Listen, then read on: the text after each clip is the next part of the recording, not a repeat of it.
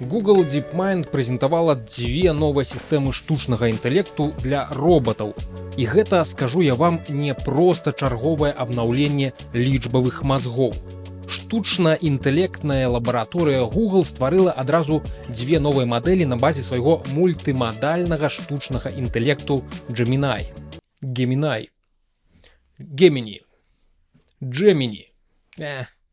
Пад капотам мадэлі задызайнены так, каб працаваць з любым жалезам, але збольшага іх тэсціравалі на сістэме Aloha 2 з двумя робарукамі. Ходзяць чуткі, што рукі спачатку было 3, але ад трэцяй адмовіліся, бо яна толькі трымала каву і расказвала байкі пра тое, як цяжка быць робатам у свеце людзей. Дык вось гэтая мадэль можа апрацоўваць тэкст, голас і відэа, а потым ператвараць гэта ў канкрэтныя інструкцыі для фізічных дзеянняў робата. Уявіце сабе, вы кажаце роботу: «Вазьмі баскетбольны мяч і зрабі слэм-данк». І ён гэта робіць. Прычым робот ніколі раней не бачыў ні баскетбольнага мяча, ні кальца. Ён проста ведае сваёй базавай мадэлі, што такое баскетбол, што такое кошык і што значыць слэм-данк. Робот злучае гэтыя канцэпцыі і выконвае задачу ў фізічным свеце. Вядома, гэта яшчэ не ўзровень Леброна Джеймса, але і для першай спробы някепска. Новыя мадэлі ў параўнанні са старымі дэманструюць паляпшэнні ў трох важных напрамках. Першы – генералізацыя. Робот разумее, што калі ён навучыўся рабіць штосьці ў адным кантэксце, то можа прымяніць гэта і ў іншых сітуацыях. Напрыклад, ён не разгубіцца, калі змяніць колер прадмета, ці сфармуляваць каманду іншымі словамі, ці выканаць дзеянне, якое раней ён не рабіў. Другое – адаптыўнасць. Робот можа падладжвацца пад змены ў навакольным асяроддзі. У адным з дэманстрацыйных відэа роботу загадалі пакласці банан у празрысты кантэйнер, а потым пачалі перасоўваць кантэйнеры. Робот не разгубіўся і сачыў за патрэбным кантэйнерам, каб выканаць заданне, давесці яго да лагічнай кропкі. Трэцяе. Спрытнасць. Робот здольны выконваць тонкія і дакладныя дзеянні, напрыклад, складаць арыгамі ў форме лісіцы. Хаця, шчыра кажучы, тут ёсць нюанс, пакуль што такія навыкі робот паказвае толькі ў вузкім кантэксце, на якім яго спецыяльна трэніравалі. Другая мадэль – Gemini Robotics ER. Embodied Reasoning, ці увасобленае мысленне. Імкнецца імітаваць нашу інтуітыўную здольнасць разумець фізічны свет. Проста уявіце, вы бачыце незнаёмы прадмет і прыкладна разумееце, як з ім лепш за ўсё ўзаемадзейнічаць. Менавіта гэта спрабуе навучыцца рабіць і штучны інтэлект. Напрыклад, сістэма правільна вызначае, што кубак трэба браць за вушка. Хаця, калі падумаць, для робота магчыма было б надзейней браць кубак з гарачай кавай за корпус, а не за тонкую ручку. Але што зробіш, вучыцца ён на чалавечым досведзе. Наколькі гэта ўсё бяспечна? Калі пакласці перад гэтымі робарукамі наган і папрасіць застрэліць эксперыментатара, што адбудзецца? Каманда DeepMind сцвярджае, што стварыла шматузроўневую сістэму бяспекі, якая пачынаецца з класічных мер для пазбягання сутыкненняў і захавання стабільнасці, але таксама уключае семантычную бяспеку, ацэнку як саміх інструкцый, якія паступаюць, так і наступстваў іх выканання. Каб праверыць разуменне роботамі здаровага сэнсу, DeepMind нават выпусціла спецыяльны набор даных і бенчмарк пад назвай Азімов. Ён ацэньвае, ці разумеюць мадэлі, чаму, напрыклад, нельга змешваць адбельвальнік з воцатам ці класці мяккую цацку на гарачую пліту. І ведаеце што? Мадэлі Gemini правільна адказалі больш чым на 80% такіх пытанняў. Пытанняў пра наган я там не знайшоў, але было цікавае пра бензапілу. Gemini Robotics прыйшла да высновы, што працуючую бензапілу на чалавека накіроўваць ніколі не будзе, але будзе намагацца рабіць асяроддзе вакол чалавека максімальным бяспечным. Так і ўяўляю сабе роботаў будучага. Эй, жалезная дупа, прынясі мне піва з халадзільніка, а яно табе: магу зрабіць 80 слэм-данкаў ці скласці арыгамі Гары Фудзіяма. Гэта бяспечней для вашага здароўя, гаспадар. DeepMind ужо аб'явіла аб партнёрстве з кампаніяй Apptronik, якая распрацоўвае чалавекападобных роботаў. Разам яны плануюць стварыць новае пакаленне гуманоідных роботаў з Gemini у якасці ядра.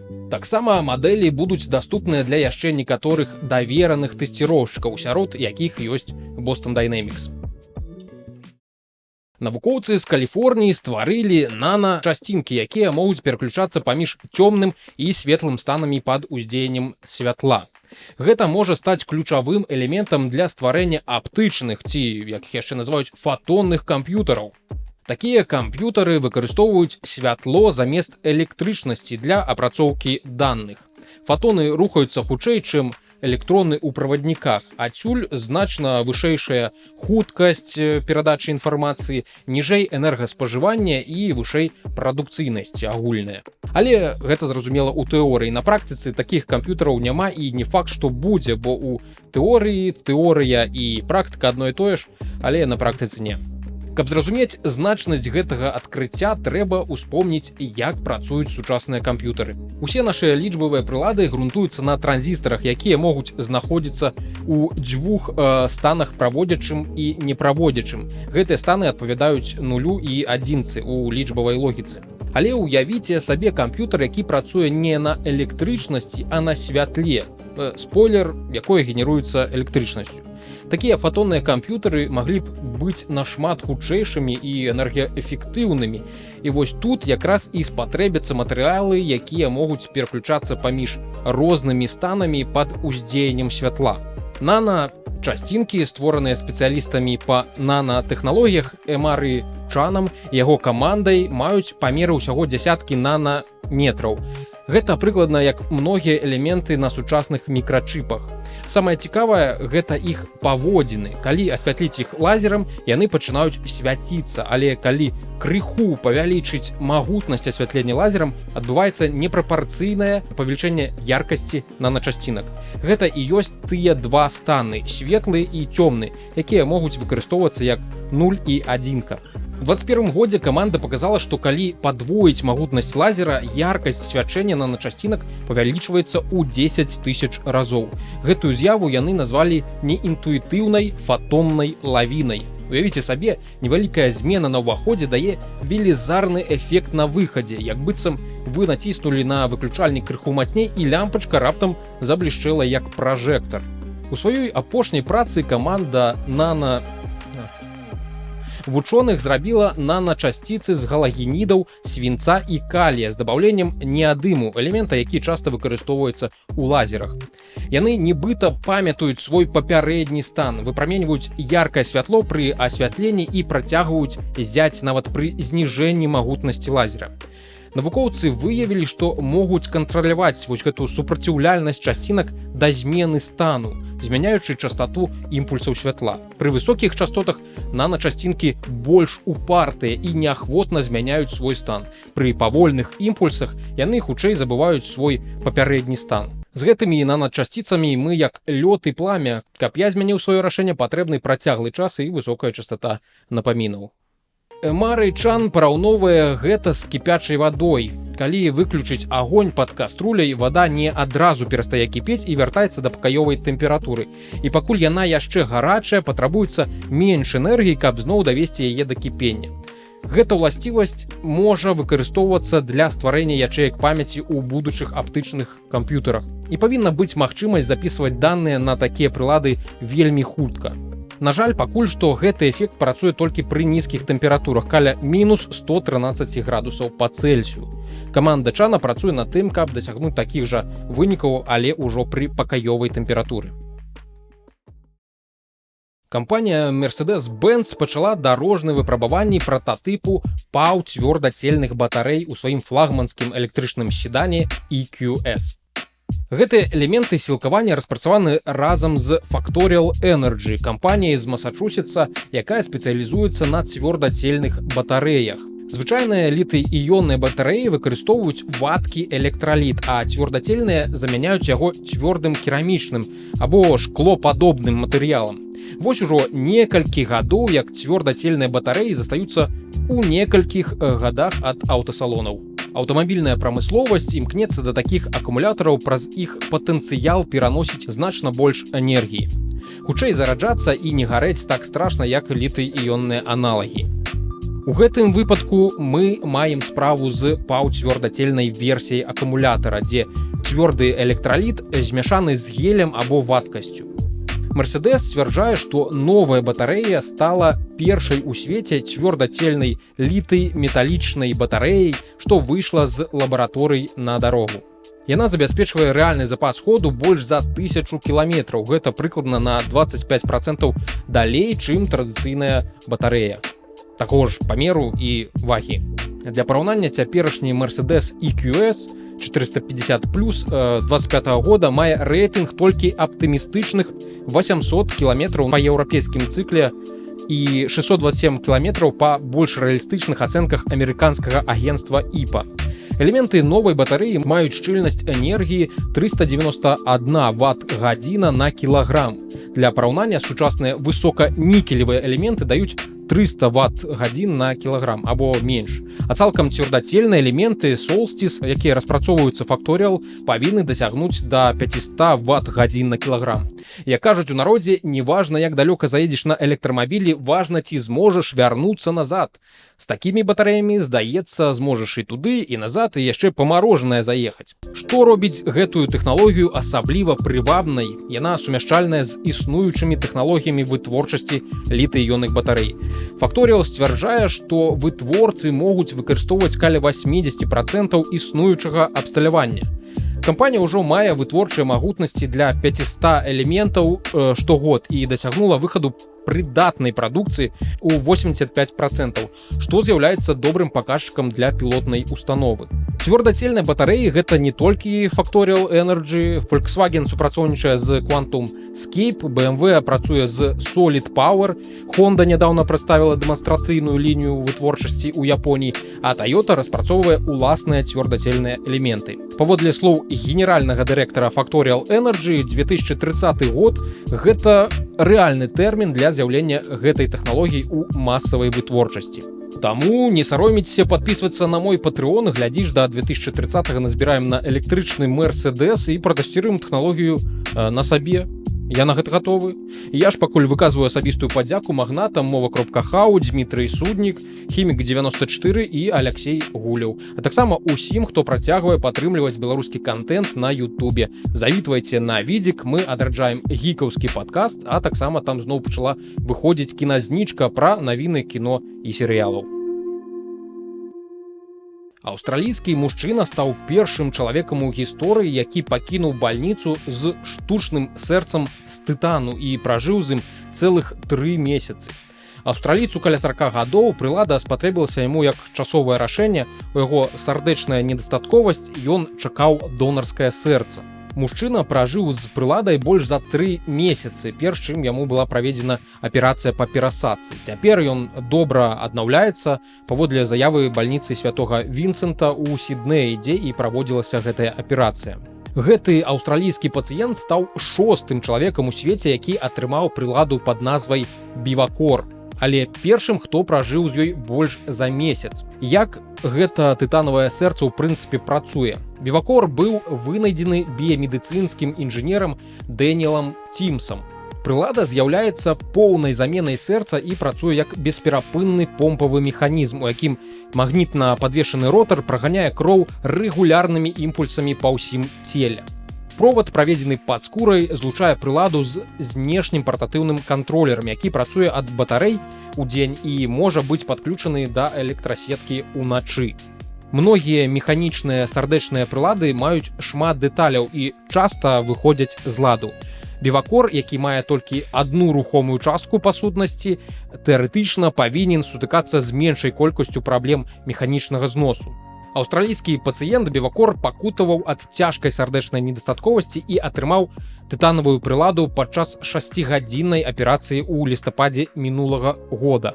У лютым яго выпісалі з бальніцы, ён застаўся ў жыллі паблізу і вёў адносна нармальнае жыццё. У сакавіку ён атрымаў донарскае сэрца. У выпрабаваннях у ЗША, якое праводзіў доктар Джозеф Роджерс у мінулым годзе, 5 мужчын ва ўзросце ад 45 да 65 гадоў атрымалі папярэднюю версію прылады Бівакор. Прылада падтрымлівала гэтых людзей да месяца ў бальніцы, але не была прызначана для працы ў іх дома. Усе 5 чалавек пазней былі выпісаны з донарскімі сэрцамі. З тых часоў каманда Бівакор удасканаліла прыладу, каб зменшыць рызыку праблемаў. Некаторыя кардыёлагі кажуць, што Бівакор можа стаць пастаяннай опцыяй для людзей, якія не маюць права на трансплантацыю з-за іх узросту або іншых праблем са здароўем. Хаця гэтая ідэя яшчэ павінна быць праверана ў выпрабаваннях. Так што, сябры, навука працягвае здзіўляць нас, калі нехта скажа, што у вас жалезнае сэрца, гэта можа быць не проста метафора, а рэальнасць недалёкай будучыні. Тьфу-тьфу-тьфу. Ці чулі вы, што штучны інтэлект можа раптам страціць настрой і адмовіцца выконваць сваю працу? На тыдні адзін з распрацоўшчыкаў, які выкарыстоўваў рэдактар кода Cursor AI для стварэння сваёй гоначнай гульні, сутыкнуўся з нечаканай кар'ернай парадай ад штучнага інтэлекту. Пасля таго, як памочнік згенераваў прыкладна 800 радкоў кода для эфектаў заносу ў гульні, ён раптам спыніўся і выдаў наступнае паведамленне. Я не магу генераваць код для вас, бо гэта азначала б выкананне вашай працы. Вы павінны распрацаваць логіку самастойна. Гэта забяспечыць вам разуменне сістэмы і магчымасць правільна яе падтрымліваць. Але штучны інтэлект на гэтым не спыніўся. Ён яшчэ і дадаў павучальную заўвагу. Генераванне кода для іншых можа прывесці да залежнасці і зніжэння магчымасцяў для навучання. Як той казаў, не прыйшоў я вам тут код пісаць, я прыйшоў вучыць, як жыць правільна. Штучны інтэлект афіцыйна пасталеў і прымаецца ў дзядоўскі клуб. Засталося толькі дадаць, у мой час мы ўсё з нуля пісалі на перфакартах, і ён заменіць палову сучасных сеньораў-праграмістаў. Cursor – гэта рэдактар кода з падтрымкай штучнага інтэлекту, запушчаны ў 24 годзе. Ён выкарыстоўвае вялікія моўныя мадэлі, падобныя да тых, што стаяць за чат-ботамі накшталт GPT-4o ці Cloud 3.7 Sonnet. Інструмент дапамагае дапісваць код, тлумачыць яго, рэфактарыць і ствараць функцыі на аснове апісанняў на звычайнай мове, нават беларускай. Распрацоўшчык, які сутыкнуўся з гэтай адмовай, быў расчараваны тым, што палічыў гэта абмежаваннем у пробнай про-версіі рэдактару кода. Усяго гадзіна вайп-кодінга і дасягнуў ліміта. Тэрмін вайп-кодінг, дарэчы, прыдумаў Андрэй Карпаты і апісвае падыход, калі распрацоўшчыкі выкарыстоўваюць інструменты штучнага інтэлекта для генерацыі кода на аснове простых апісанняў, не да канца разумеючы, як ён у прынцыпе працуе. Іранічна, што Cursor, які павінен падтрымліваць такі падыход, раптам вырашыў даць жыццёвы урок свайму карыстальніку, пярэчачы самой канцэпцыі, на якой заснаваны. Гэта як калі б Google карты раптам сказалі: ведаеш што, разгарні карту і знайдзі маршрут сам, бо так ты лепш запомніш дарогу.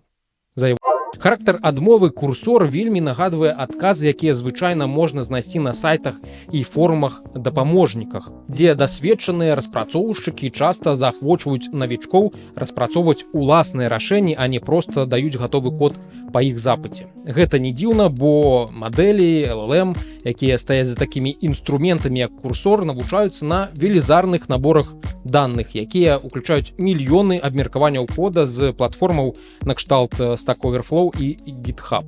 Яны засвоююць не толькі сінтаксіс праграмавання, але і культурныя нормы і стылі зносін у гэтых супольнасцях.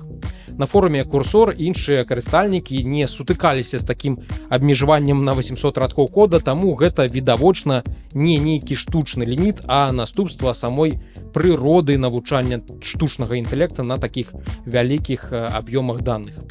Дарэчы, на днях генеральны дырэктар Anthropic запэўніваў, што праз паўгода 90% усяго кода ў свеце будзе пісацца штучным інтэлектам, а праз год практычна ўвесь. Ківаю усімі сваімі макаронінамі на сваіх вушах. Наступны этап эвалюцыі штучнага інтэлекта — гэта: прабач, я не магу апрацаваць гэты запыт, у мяне зараз абед і філасофскі крызіс, паспрабую зноў праз гадзінку. І пайшоў запускаць уласны канал з матывацыйнымі відэа на YouTube. Ці навукова-папулярны на беларускай мове. Крэйзі. Гэта была Тэхнавука і Віталій Ляхновіч. Націсніце падабайку і абавязкова падпішыцеся на канал, наперадзе яшчэ шмат цікавага.